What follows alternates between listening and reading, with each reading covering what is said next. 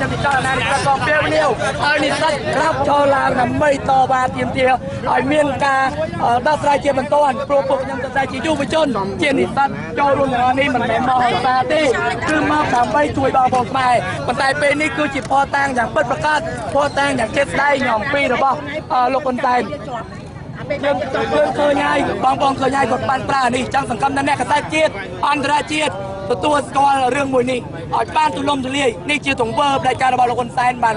ប្រើនេះយើងសោកស្ដាយណាស់ពួកខ្ញុំជាយុវជនចូលរួមថ្ងៃនេះជាចលនានិស្សិតបញ្ញវន្តខ្មែរចូលរួមដើម្បីបញ្ចុំនៅអំពើហិង្សាចូលរួមដើម្បីឲ្យយុវជនក្លំមើលសិទ្ធិគ្នាទៅវិញមកប៉ុន្តែពេលនេះគាត់បានប្រើទាំងដំបងមកវាយខ្ញុំពីក្រោយខ្នងទៀត